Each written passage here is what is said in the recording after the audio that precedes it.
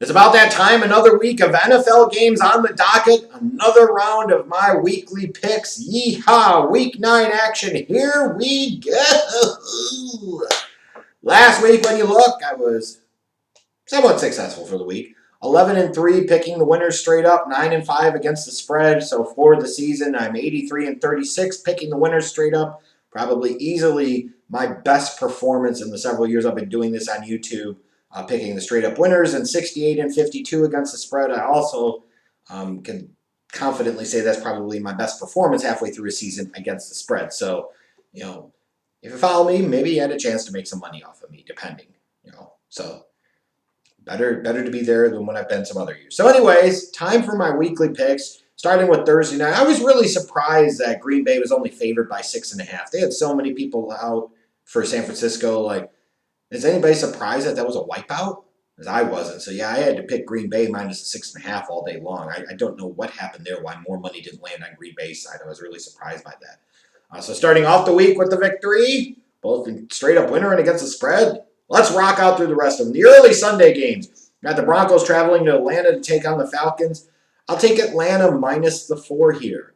Now they've probably got a little bit of confidence after that Thursday night victory over the Panthers. They're going to really screw themselves up when it comes to getting in position to draft a young quarterback in next year's draft. So they're going to try and win some games. So I expect them to win. Atlanta minus the 4. You got a marquee matchup. Seattle traveling to Buffalo to take on the Bills. This will be a really interesting matchup. A big kind of statement game for the Bills if they can hold off the Seahawks here. Where if you look at Seattle, if they win this game, it's a win against a quality opponent on the road, certainly in the wheelhouse of something they could do, but if they lose, it doesn't feel like it's the end of the world. Seattle's favored by 3 here. I kind of like Buffalo to have a bit of a bounce back game. They've been struggling at least a little bit lately.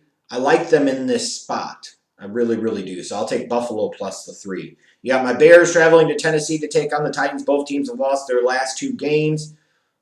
Titans can't stop anybody defensively, and the Bears' offense stinks. So Tennessee's favored by 6.5, which admittedly I get, because Tennessee feels much more legit as a 2-loss team than the Bears do as a 3-loss team. The margin, though, 6.5, might feel a little ambitious to me. I know when I picked them this week, I think I said something like Tennessee 23, Bears 17. Maybe they backdoor cover. I think that could possibly happen here. The Bears love to score them some garbage time points in the fourth quarter. So you mean the Titans to win, but the Bears to cover the 6.5-point spread. You've got another marquee matchup in the AFC as the Ravens travel to Indianapolis to take on the Colts. Colts seemingly found a little bit of a rhythm.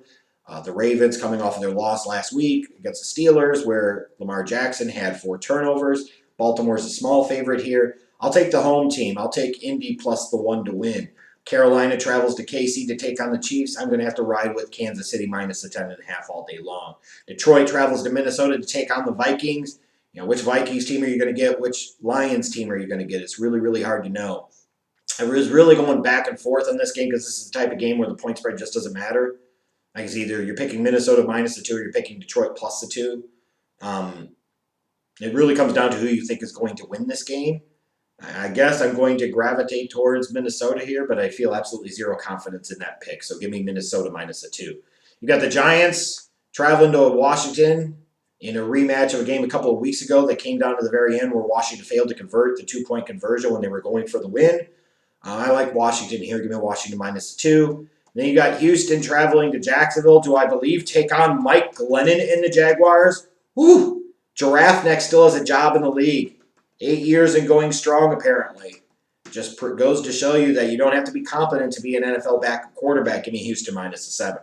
The late action on Sunday, got the Raiders traveling to LA to take on the Chargers. The Raiders are favored by 1. I'll ride with the Raiders in this spot. Give me Las Vegas minus the 1. You've got Pittsburgh traveling to Dallas to take on the train wreck, the dumpster fire that is the Cowboys. And you would sit there and say, well, the Steelers, are the only undefeated team left in the league. The Steelers should be able to go into this game and just wipe the floor with them. And they very well might. But that 2-touchdown margin, 14-point margin, that 14-point spread scares me when we're talking about Pittsburgh, because this is exactly the type of spot, exactly the type of game that historically the Mike Tomlin, Big Ben-led Pittsburgh Steelers struggle with. It's a bad team on the road, absolutely no business winning, and the Steelers, historically at least, under those two, have struggled in these spots in a big way. And you might say, well, this is a different Steelers team and a different Steelers time, and it might be. But this certainly is a great test for them on Sunday in terms of that. I think they'll have enough to win, but covering that 14-point spread, I just have to roll with history here. I'll pick the Cowboys to cover the 14. And then you've got the Dolphins traveling to Arizona to take on the Cardinals. I'll take Arizona minus the 4.5.